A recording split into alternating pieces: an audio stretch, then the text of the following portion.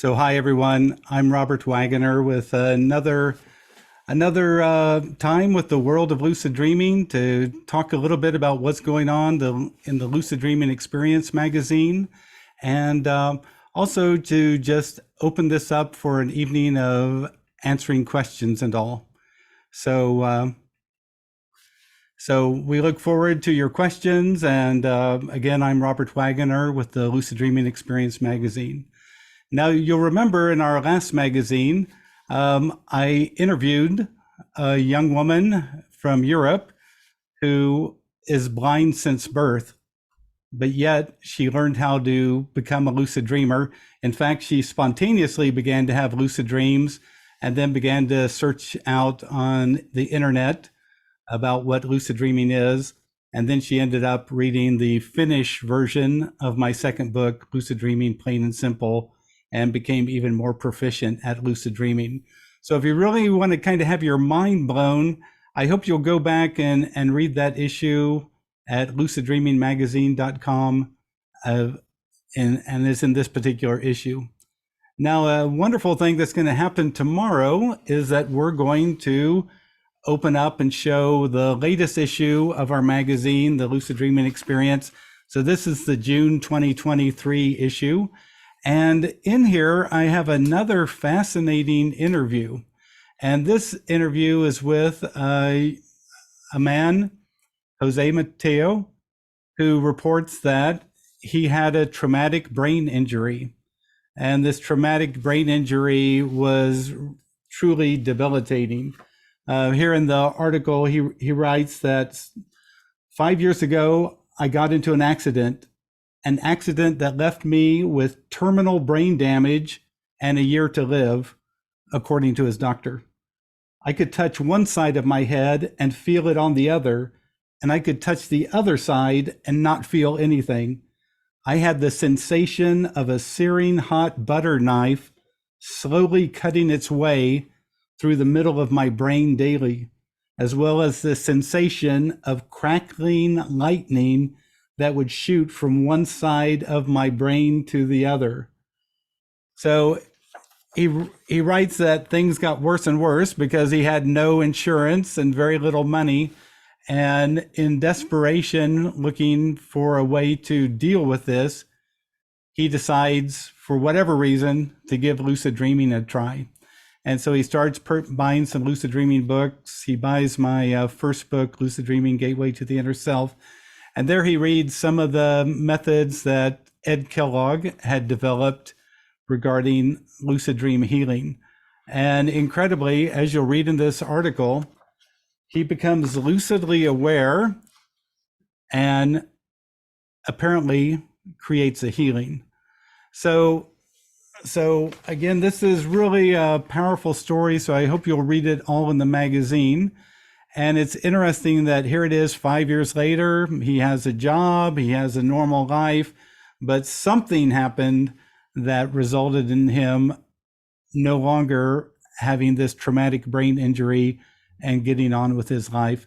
You can read the whole story in the Lucid Dreaming Experience magazine. Now, the one thing I do want to say, some people will kind of roll their eyes when they hear something like this, but I think that lucid dreaming science has already given us the proof of concept for this idea. And it's in the research work by Stephen LaBerge. And if you remember, or if you've bothered to read up on the research of Stephen LaBerge, you'll recall that he was one of the first people to show that you could be in a sleep lab, and then when you became lucidly aware, you could move your eyes left to right 8 times. But of course, you're moving your lucid dreaming eyes, hoping that your regular eyes would move. And that's what Stephen LaBerge did back in the late 70s, along with Keith Hearn at the University of Hull in England, using Alan Worsley as the first lucid dreamer. But what that showed is that moving the lucid dream eyes actually moves the physical eyes. So here we see the case of a lucid dream action affecting the physical body. So then LaBerge went on and he had lucid dreamers in the sleep lab signal they were lucid and then begin to clench their fist in a left-right pattern. And he had measurements on their forearms that showed as soon as they moved their eyes that they were lucidly aware, suddenly there was this subliminal muscle movement, left, right, left, right, left, right in their forearms. Again, this shows that the lucid dream action of clenching the fist actually resulted in a physical action. He did the same sort of study with breathing. The lucid dreamers breathed in the pattern that he asked them to do. He did the same thing with singing. He had lucid dreamers sing. Suddenly their left brain hemisphere became more active. He had them also do counting, and suddenly the right brain hemisphere became more active. And there were other things he did. But in each experiment, the lucid dream affected the physical body. And it was interesting that back in the late 1980s, I know some of you weren't born back then, there was a magazine called Omni Magazine. And I know I have it here in my closet, but Stephen LaBerge and I think Jane Gackenbach did a survey of lucid dreamers, asking them how they were using lucid dreams. And they received a number of reports of people who had used lucid dreaming for physical healing. And so again, I don't think they would have asked a question about that if they didn't have a sense that the proof of concept was the case. But again, if you read the magazine, you're going to have your mind blown, because Jose Matteo reports a truly profound lucid dream experience that apparently led to the healing of his traumatic brain injury, an injury that the doctor told him he would probably pass away in the coming year, and there just wasn't any cure for. Now, one thing I want to say before we get to the questions is that the Lucid Dreaming magazine, you can get it just by going to luciddreamingmagazine.com. Tomorrow we'll have up this new issue. But one thing that really helps us is when people submit their lucid dreams or their lucid dream articles about lucid dreaming techniques or lucid dreaming experiences, because every 3 months we publish this 36-page magazine, and the last 12 pages are reader-submitted lucid dreams. So we're always looking for people to submit lucid dreams. And the great thing about it, it helps others learn how to be a better lucid dreamer. It kind of shows people the wide variety of lucid dreams. Even if it's your very first lucid dream, if you're another first timer out there reading the magazine, oh, that's interesting. That's a unique event. So I hope you'll give that a go. So anyway, I'm gonna stop sharing that and open it up, and we'll keep moving forward. So Jake at the World of Lucid Dreaming gave me a question or a series of questions that had come in either at the World of Lucid Dreaming Facebook site or at the World of Lucid Dreaming Academy site, where some people are learning how to lucid dream. And so the first one comes from one of the World of Lucid Dreaming Academy members, and I'll just read what it says here. He says, I got lucid last night for the first time in a while. I was walking down a country lane and I heard what sounded like a sheep speaking.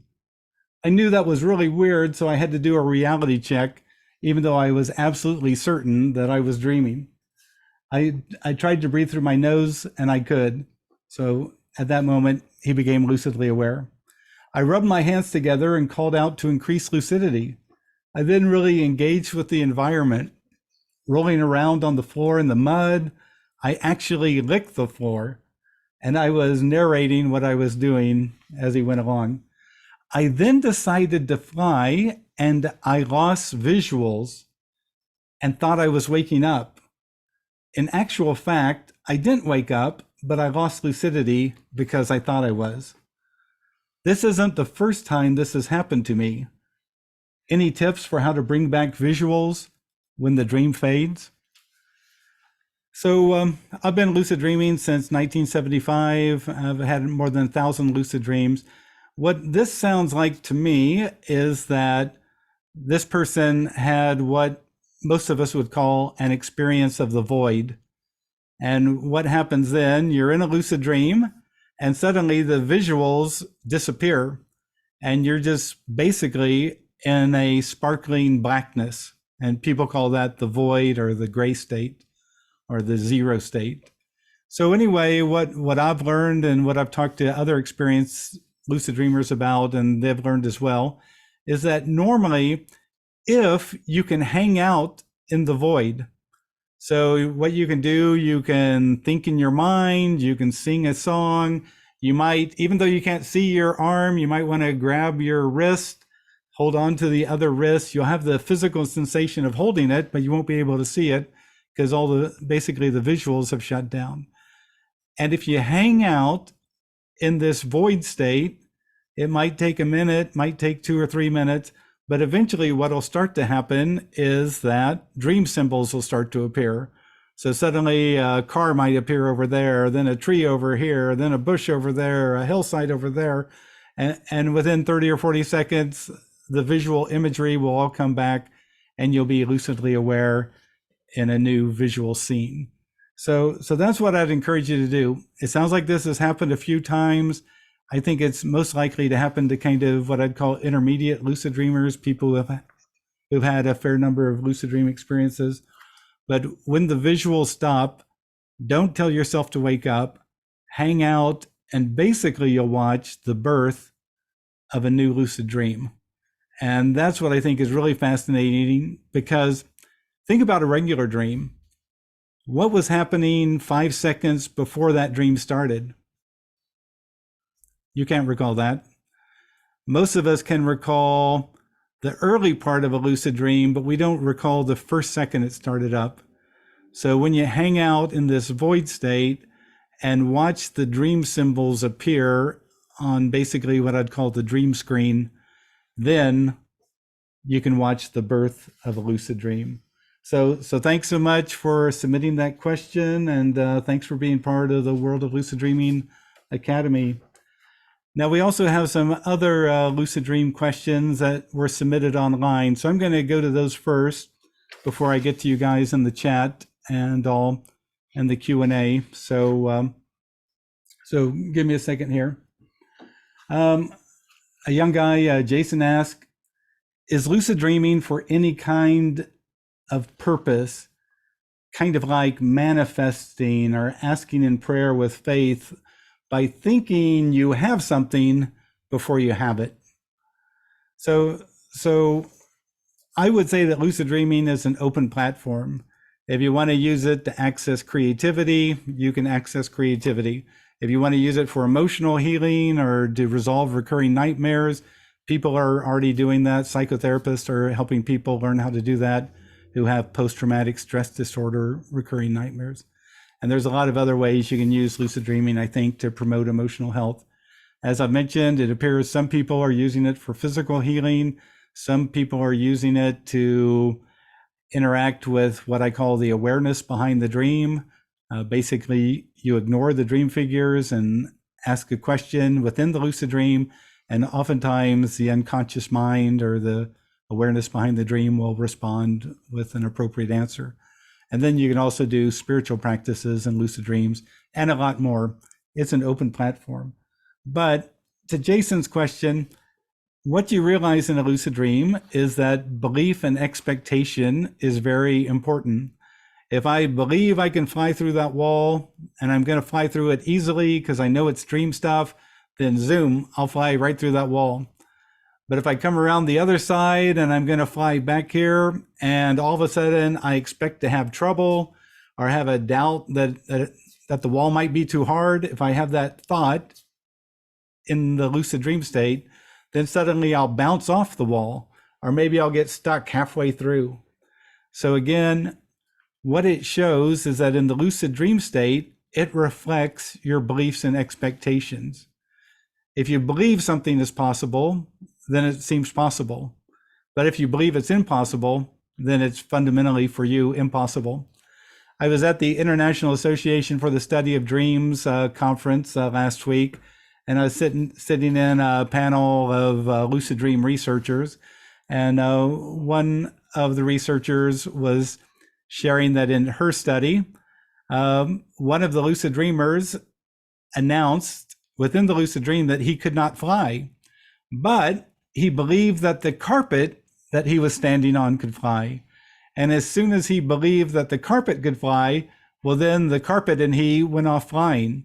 but the lucid dreamer himself felt that he couldn't fly. So that's what I would call projected belief. He projected his mental energy upon the carpet, and then the carpet did what he himself felt like he could not do. So anyway, belief and expectation are part of it, Jason. And again, it's an open platform for you to explore. But again, what you believe possible kind of determines the limits of what you can experience there. Another person wrote that he's been trying to lucid dream for over 40 years, tried all the techniques in your books and others, tried all the technological aids, deep sleep, dream monitoring. He writes, I'm a meditator and practice daytime techniques as well. I'm aware when I wake up of what I've dreamt several times a night, but do not wake up or become lucidly aware in the dream state. Is lucid dreaming dependent on my predisposition, as many people seem to achieve it with little help? Thanks, Patrick. So Patrick, that's a wonderful question. I do want to say that in general studies of the general population, they'll normally find about 55% of the population can recall a lucid dream. And then of that group, about 25% report frequent lucid dreaming, that they have on average at least one lucid dream a month or more. And so there's a fair number of the population that's having frequent lucid dreams. But there might be reasons why you're not having lucid dreams. I was also at another talk at the International Association for the Study of Dreams, and a psychotherapist, Virginia Bennett, was talking about resistance to lucid dreaming. And so she brought up a number of things that might cause resistance to lucid dreaming. You might have a fear of it. Philosophically, you might disagree with it. Some people tell me that aren't dreams a gift from our inner self, and to become aware within the dream and then influence it, doesn't that just mess it all up? And for mostly for those people, I would say every year you probably have 5 dreams a night. That means you have about 1,800 dreams a year. How many of those dreams can you really say that you understand the message from your inner self? So if you become lucidly aware 40 or 50 times in the year, is that really messing things up? And if that was the case, then why do normally lucid dreamers rank higher on mental health scales than the general population? I don't think there's any trouble there. But sometimes people have philosophical resistance. So Patrick, you might want to look into that. You might want to look in to see if you have any fear of lucid dreaming. And finally, you might want to look at your meditation practice.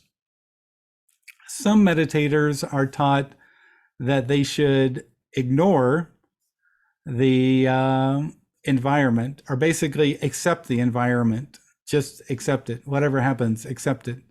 Just accept, accept, accept. The problem with that is a lot of us become lucidly aware when we don't accept the environment. So like when the doorbell rings and I open it and there's Tom Cruise delivering pizza, you know, if I'm a meditator taught to accept everything, I just think, oh, Tom Cruise is now delivering pizzas. But if I'm how I am, curious, wondering, interested, questioning, then I'll think, wait a second, what is Tom Cruise doing delivering pizzas? That guy is super well off. Oh, I must be dreaming. So again, some forms of meditation training just ask us to accept whatever comes and not examine anything. And so if you're in that kind of meditation practice, that might actually be working against you in terms of having lucid dreaming. Now, my friend Virginia Bennett, who was the psychotherapist who gave the talk on resistance, she said, one way you could look at resistance is by asking yourself a question like this, and this is a fill in the blank. I would like to lucid dream, but what do you put after but? I would like to lucid dream, but it's hard. I'm tired. It's impossible. It's no fun. Whatever, you know, however you fill in that, to some degree, that's your resistance. If your resistance is, I'm too tired to do the practices in the middle of the night, then that's it. So that's a wonderful way of starting to look inside yourself to see what the resistance is to lucid dreaming. And again, it might be something else. Those are just some of the top things that I'd be looking at. Here we have another question submitted online. He goes, hello, I have a question for you. I've been practicing lucid dreaming for a long time, and I'm advanced in this field. I've also read Mr. Waggoner's books. Previously, when I ask questions from my dream self, so he stops in a lucid dream and he ignores the dream figures and he just asks the questions. Previously, when I did that, a male voice would answer my questions. But now this voice has turned into a young woman's voice. And no matter what I do, she does not respond to my questions. What could be the reason for this and why I sometimes get disappointed? If it's possible, please guide me.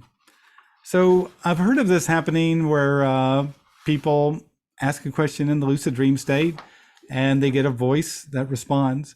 And then after a while, the voice changes into another gender voice. And why that is, I'm not exactly certain, but I have heard of this happening before.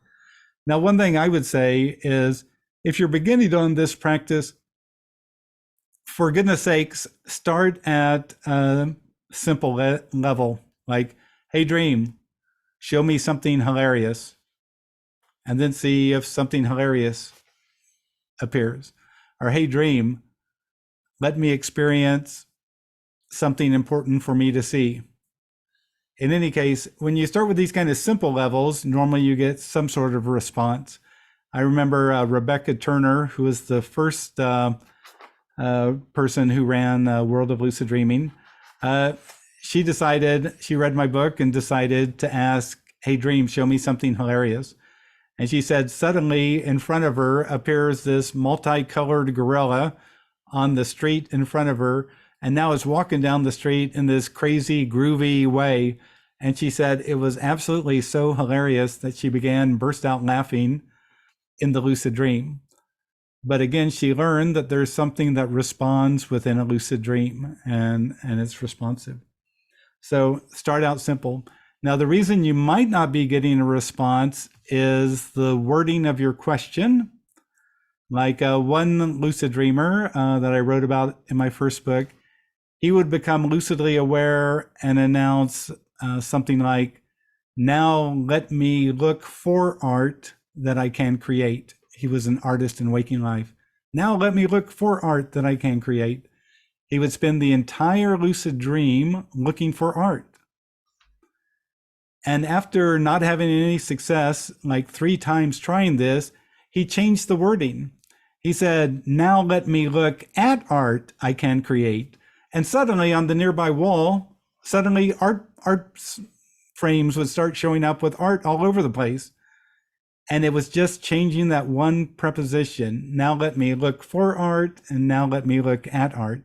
So again, it can be something that simple. Another thing I'd say, some lucid dreamers have written me about this, is they begin to ask what I would call an unanswerable question. You know, kind of the, what should I do with my life?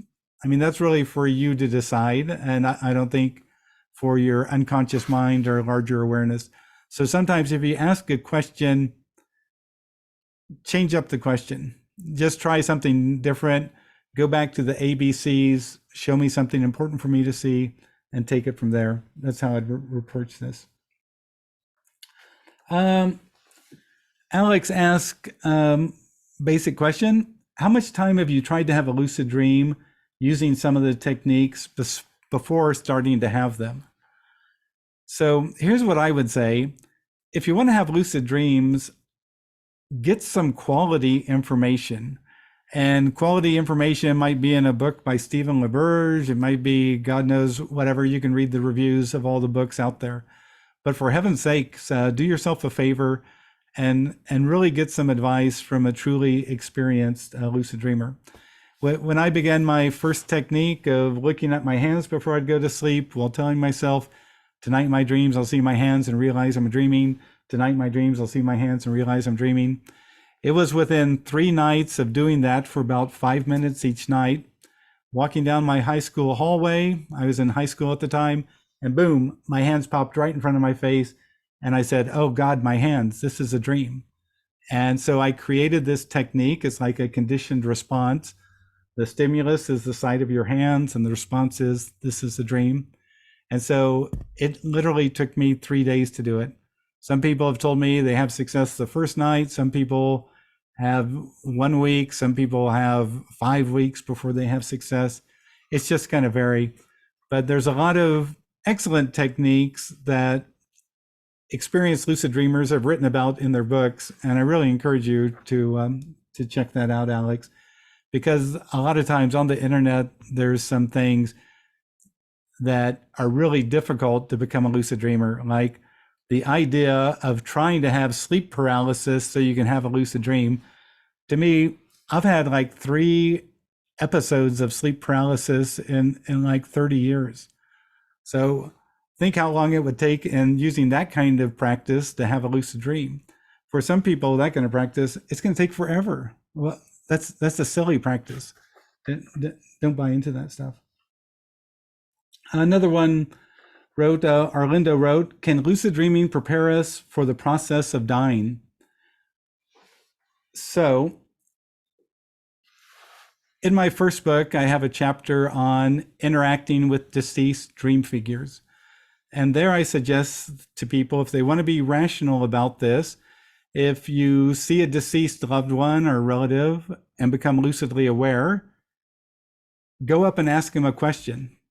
What do you have to say to me? Why are you here? And listen for their response. And sometimes they'll give you information that's outside of your own knowing. And then in the morning you wake up and you might have to call somebody to confirm it or whatever. But I know a number of lucid dreamers who a deceased loved one has told them something outside of their own knowing that upon waking, they later confirmed. And so that suggested to them that they were interacting with a deceased loved one who's in the after-death state.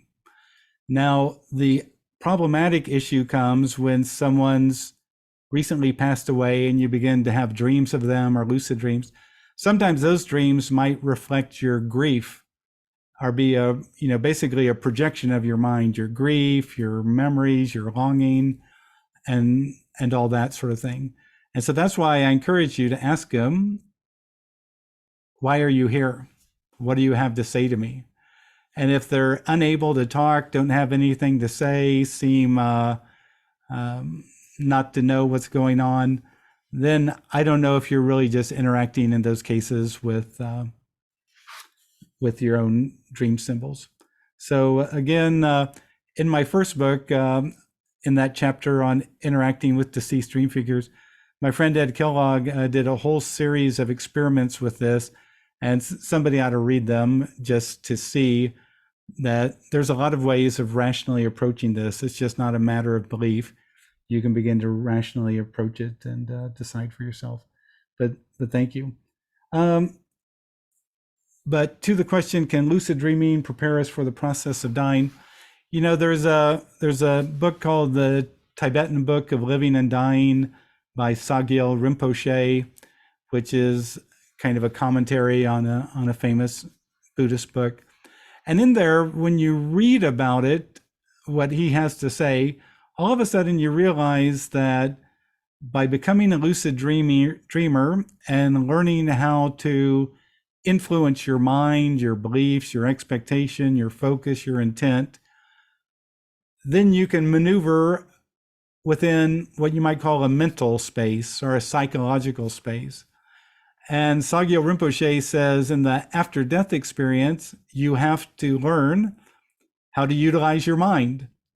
And pretty much very similar to a lucid dream. So in any case, yes, I would say that lucid dreaming would help a person in the after-death state. Now, in the magazine Lucid Dreaming Experience, if you go to our website, luciddreamingmagazine.com, and type in Karim, K-A-R-I-M, wonderful lucid dreamer from the Middle East, he had this incredible lucid dream where he meets the angel of death. And so the angel of death is kind of more commonly thought about in Islamic cultures. And anyway, he becomes lucidly aware. And the angel of death tells Kareem the 7 or 8 steps that he'd have to enact in order not to be reincarnated again. And this lucid dream goes on for a long time, and he shows them each step along the way about what Kareem would have to do in order not to be reincarnated again. Everyone should read that lucid dream. It's absolutely fascinating and just truly incredible. But like, I think the first thing was the angel of death showed him, okay, let's go into this hall. And in this hall is a table of all of Kareem's relatives and all sitting at a table. And they say, Kareem, come over here. Come over here. It's so great to see you. And the angel of death says, if you go over there and begin to engage them and want to stay with them, then you'll be reincarnated in another life. Then he goes by another table where, you know, all the riches of the world could come to him. And again, the angel of death explains, if you go there and get involved in that and all that gold and gems and all, then you'll be reincarnated into another life. And so there were like 7 or 8 tests that a person had to pass in order to make it through this process of dying in order not to be reincarnated. So again, it's really fascinating there. Judith has a question. Why do some people spontaneously lucid dream and others have to work at it? Is there a karma factor involved and we have to work off the karma? So there could be a number of reasons why some people are good at lucid dreaming. One thing that I've realized is that if you interact with young children, you know, 8, 9, 10 years old, they don't resist new ideas. They get curious and excited. Can you really do that? Can you become lucidly aware in a dream? And normally if you talk to them, within 3 or 4 days, they'll all come back and say, oh yeah, I became lucidly aware last night when I saw a porpoise and the porpoise and I had a conversation. They have little resistance. They have little belief structure that suggests that it's improper or something. So that's part of it. So sometimes when people, by the time you're 70 or 80 trying to learn how to lucid dream, you might have developed a lot of beliefs that are negative about it. Sometimes some people, again, have a mindfulness issue. Some people accept everything. They don't examine, they don't question, they don't notice much of what's going on. They just accept everything. And again, to become a lucid dreamer, normally it helps to have that sense of mindfulness. Also, there's the issue of practice. Some people say they want to practice, but then they don't practice. And so that's part of it. There's also some papers that suggest there's a genetic component. People who have narcolepsy in their family tree, they're more likely to report being frequent lucid dreamers than the general population. So anyway, those are most all of the questions that have come in here. So I'm going to start going to the Q&A questions and start running through some of those. So I appreciate everyone asking questions here. So Moto G8 Powerlight asks, do you still hold the view that there is an awareness behind the dream? And the answer to that is yes, I do hold the view.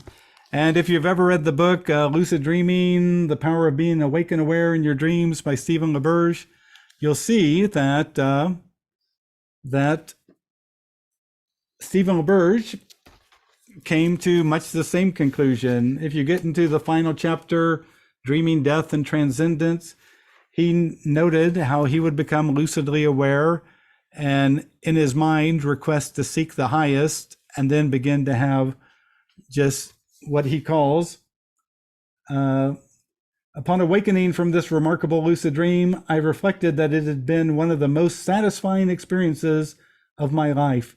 It felt as if it was of profound significance. So he writes here that he doesn't know who or what responds, but again, something responds. So that's what I'm saying as well.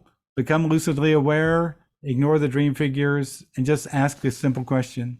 Hey, dream, show me something important for me to see. And then you can see that. There's another question from anonymous attendee. Thank you for being here. I've kept a dream journal and tried several different methods such as VILD and WILD, but nothing seems to be working after a month of doing so. Anything you can recommend which might help me achieve lucid dreaming? So the unfortunate thing here is oftentimes at this point, I'd have some questions of the person, like, how are you doing the practices? Like if I was doing wake initiated lucid dreaming, I would do it at 4 o'clock in the morning when I spontaneously woke up to use the restroom or something. Then I'd come back to bed. I might do the counting technique, close my eyes, quietly say, 1, this is a dream. 2, this is a dream. Quietly saying that in my mind as I allow myself to fall back to sleep. And oftentimes I'd hear myself saying 17, this is a dream, and realize that a lucid dream was forming around me. So I don't know which of the wild techniques you're doing or what time of day that you're doing them.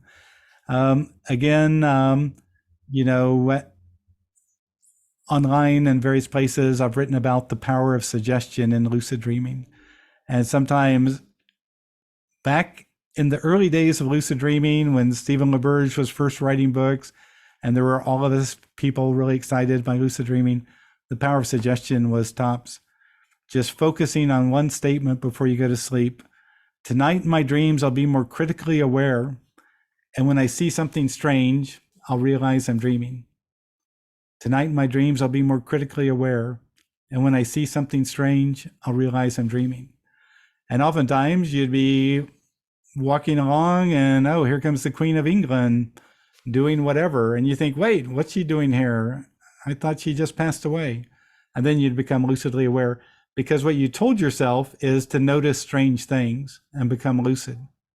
Most of the time in most of our dreams, we just accept whatever happens, no matter how strange it is.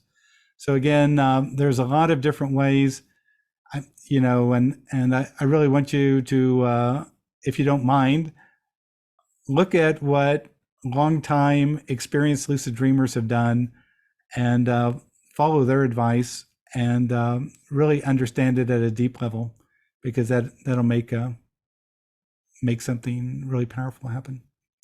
So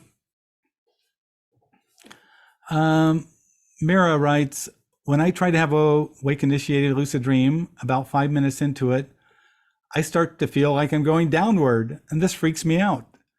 Any advice on how to avoid this freak out? So here's what I would say, Mira. All of us kind of go through that stage when we're 7, 8, 9, 10 about the boogeyman in our room and we want to sleep with the lights on or whatever. And eventually we realize, maybe by age 11 or 12, that, boy, we've been sleeping for 10 years now and the boogeyman has yet to get us. And so probably the boogeyman is a creation of the mind. So what I would say about this downward movement is this. In some of my semi-lucid dreams, I've noticed that when I enter a dream, there's a downward movement, like going into a downward spiral. And so what it might be is this. It might be the movement of consciousness, that your consciousness is moving now to a different level. So a lot of us have had what we call the hypnagogic jerk. So you're falling asleep and all of a sudden your leg jerks. What I think is happening there is you're stepping down a level into a new level of conscious awareness. But what happens is your mind creates a step that you have to step on. And so therefore you have, while you're lying in bed, what people call the hypnagogic jerk.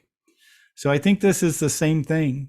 You're going into a dream, just like you've wanted to do, but the sensation of that movement is freaking you out.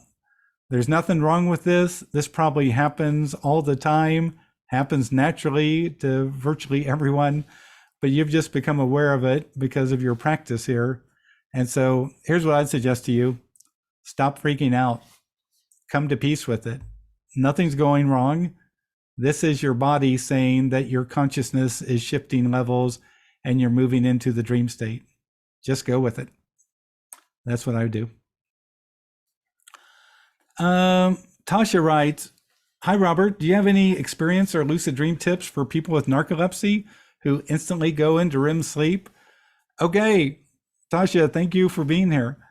So if you instantly go into REM sleep, and I'm sure that's the case, it happens in narcolepsy, if you do what people call wake-initiated lucid dreams. So 1, this is a dream, 2, this is a dream, 3, this is a dream, 4, this is a dream. And then suddenly you find yourself in this odd state, and you should look around and ask yourself, am I dreaming? And then have some reality check techniques, like pull your finger. If your finger gets longer, you're in a dream. Or jump up into space. If you float, then you're in a dream. Have some of those reality checks ready to go. As a person who has narcolepsy, a lot of people who have had narcolepsy report that in a narcoleptic event, oftentimes they're lucidly aware in a space, but it never occurred to them to do anything. They never tried to fly. They never tried to explore. They just hung out, waiting for their conscious body to become aware again, awake and aware. So again, try some of these wake-initiated lucid dream techniques, because they're the ones that influence you. Or you can suggest, the next time I'm dreaming, I'll realize I'm dreaming. The next time I'm dreaming, I'll realize I'm dreaming. Just repeat that for 5 or 6 minutes as you let yourself go to sleep. You'll probably hear yourself within a dream going, the next time I'm dreaming, I'll realize I'm dreaming. And you'll think, Cleveland, how did I get to Cleveland? Good grief. I don't live in Cleveland. And then you'll become lucidly aware. So thanks for being here. So anonymous attendee asked about Michael Raduga's book, Lucid Dreaming is Just Like Out-of-Body Experience. Okay, again, we've talked about this in previous conversations. Hallmark, I call out-of-body and a lucid dream, it's basically like a mountain lion and a house cat. They might be in the feline family, but they express themselves very differently. To say that they're the same is an errant thing. The definition of lucid dreaming, you realize within a dream that you're dreaming. In an out of body, you might have suddenly have had a heart attack, and now you're floating on the ceiling, watching the nurse and doctor try to get your heart going again. Whereas realizing within a dream that you're dreaming, it doesn't exist there. So by definition, an out-of-body experience does not necessarily equate to a lucid dream. So again, I just disagree with this assumption. So anyway, if you want to follow those practices that he has, then maybe he can answer these questions for you. What is the difference between meditation and lucid dreaming? Here we have all sorts of different types of meditation. You can follow your breath, you can visualize something, you can chant a sacred mantra, or you can empty your mind. There's all types of meditation practice. A lucid dream is realizing within the dream that you're dreaming.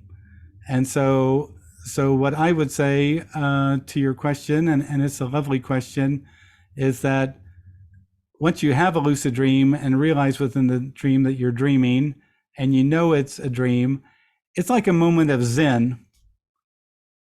A moment earlier, you accepted everything as reality.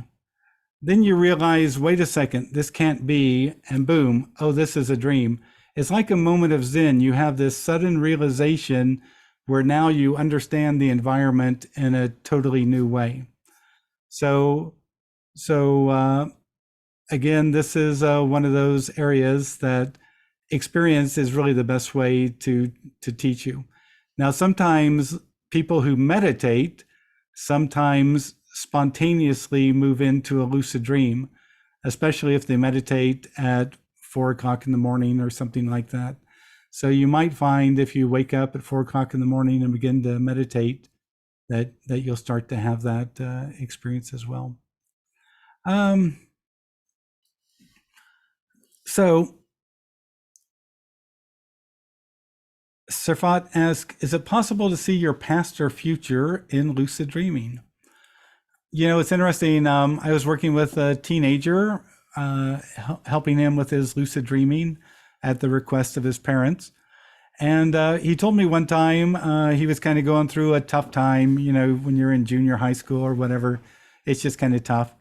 And so he became lucidly aware and he asked, show me my happiest dream ever. And he said suddenly he was back in his happiest dream ever that he'd had 2 or 3 years earlier. And he said it was so great because he remembered the dream as soon as he was back in it, and he remembered what kind of incredible joy he had. So in this psychological state of lucid dreaming, it seems like you might be able to explore the past. Now, when it comes to the future, some people say that the future is probable, that if you go down one path, oh yes, you'll go to that future event. But there's modern physicists who talk that, oh, there might be all sorts of probable paths that all function on what you do in the next moment. Oh, if you go talk to that person, if you step off the sidewalk, whatever it is. So I remember one time in a lucid dream asking my dream figures to help me figure out the future, but they pretty much looked at me and gave me the idea that the future is probable, and depending upon what decisions I make and what beliefs I hold, it'll determine how my life progresses. So again, you might see a future, but it might be a probable future that you'd have. So Alessandro writes, I have read that for a wake back to bed technique, you have to sleep 5 hours and go back to sleep only 1 hour after you wake up. Is that misinformation? So here you see all sorts of numbers. I think in the original research done by LaBerge and others and written up in their magazine called Nightlight, at first they suggested you stay awake for 15 to 45 minutes. Then they did some more studies and started to determine that, oh, it might help to stay awake 30 to 45 minutes. When I've done wake back to bed, normally I stay up for 15 minutes and then go back to sleep with the intent to lucid dream and become lucidly aware. So the thing of sleeping for 1 hour, I don't know where that came from. There might have been some additional research, but what we're doing here is we're messing with the sleep cycle and the sleep and dream cycle at night. Why you'd want to stay up for an hour, for me, that would be really hard to get back to bed. Also, that would wake up my conscious brain so much, it would make it almost impossible to fall asleep. So that's why I stay awake for about 15 minutes, keep the lights down low, and have that intent. And so again, that's how I approach it, but I think this will be one of those individual things. Yasid asks, can I use Lucid Dream to train my social communication skills? The opportunity of training it is too little in my daily life. So I believe you can. What Lucid Dream researchers have seen with enhancing skills, a lot of it comes through the work in Germany of people who use lucid dreaming to enhance sports skills. For example, in their lucid dreams, they practice at being a better swimmer, and they find themselves swimming through gummy bears or swimming through yogurt or whatever to better their technique. And then they find in the waking state, when they go to their swimming class, now their times are getting better. The instructor is happier with their performance. So again, I think you could practice, and a lot of it, I think, is resolving any fear or hesitation or whatever that might be inside your mind that keeps you from communicating well. Or if it's a fear of public speaking or something, by doing it in a lucid dream, you know it's a dream, you can wake up whenever you want, but then you can practice public speaking and communicating and all. Branko writes, I wonder what you would recommend to lucid dreamers who suffer from insomnia. Is it possible to use lucid dreaming to help regulate patterns of sleep and overcome insomnia? In my first book, I wrote about a woman who had insomnia. And because she had insomnia so bad, she would find herself, at 4 or 5 in the morning, kind of unable to fall asleep. But she would kind of move into sleep and then all of a sudden end dreams and start to realize, wait a second, how did I get here? Oh, this is a dream. I'm dreaming this.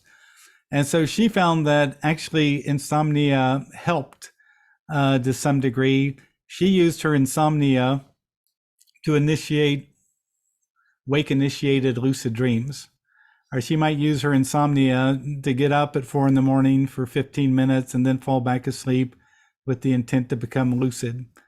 And so, this is going to differ with every person. Some people are sleeping next to their spouse or partner, and other people live alone and can get up at 4 o'clock in the morning and not bother anyone for 15 minutes and go to sleep.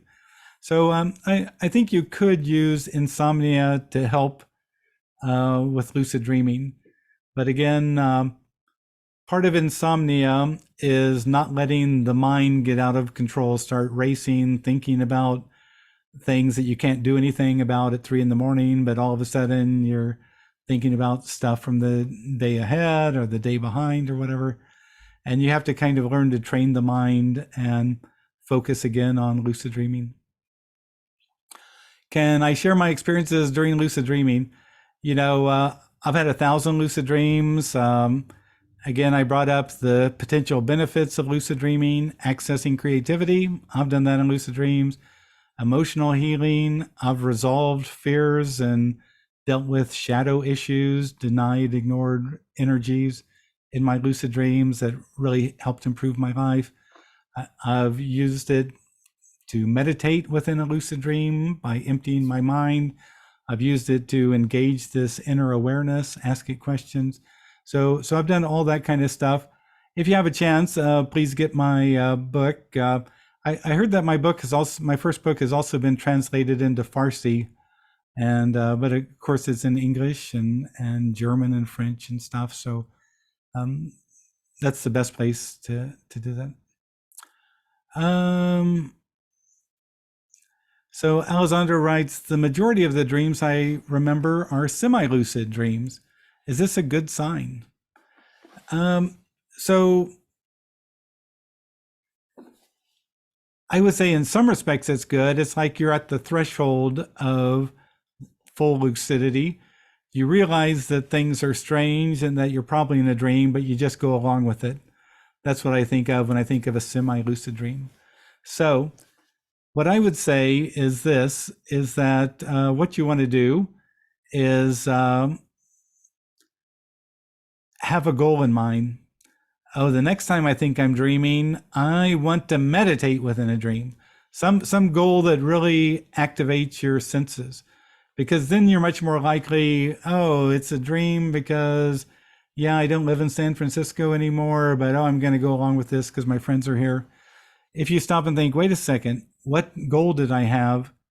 Then that'll stop you from just going along with the crowd, and you'll think, oh, this is my chance. Now I'm going to float in a lucid dream, or I'm going to meditate in a lucid dream, or I'm going to, try a healing in a lucid dream, something like that.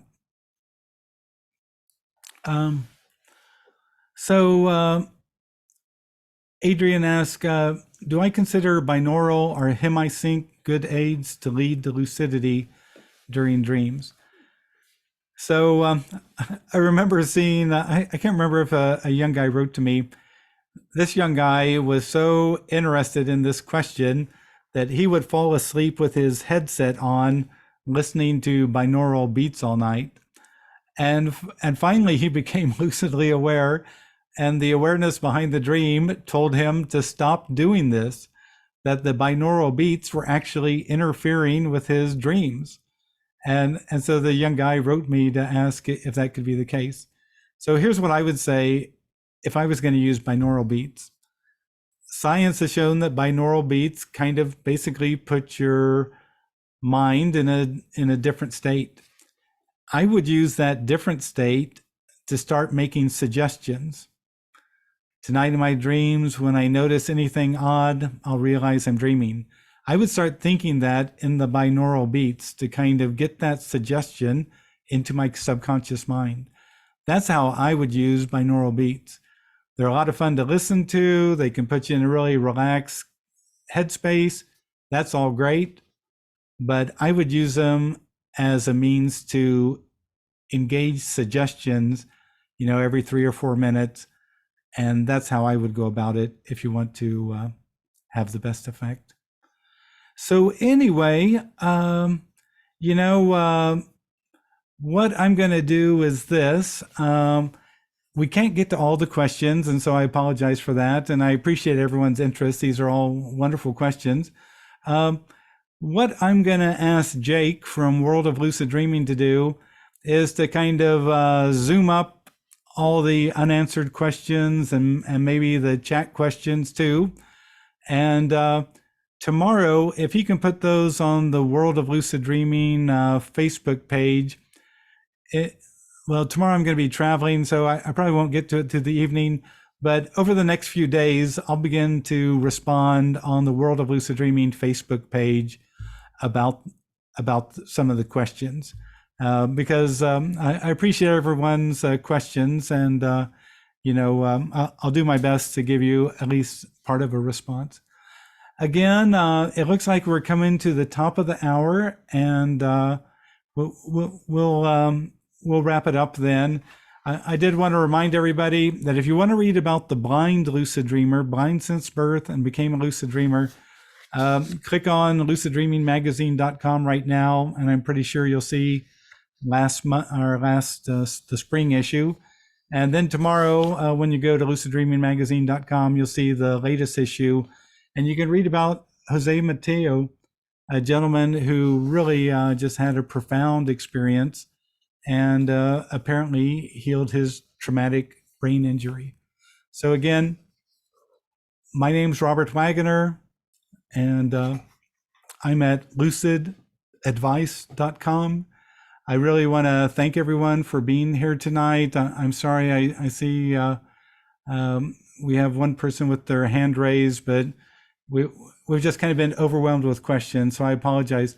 If you go to the Facebook page, World of Lucid Dreaming, there you can try to send them the question, and that way they can get it on the list of questions tomorrow that I'll try to answer.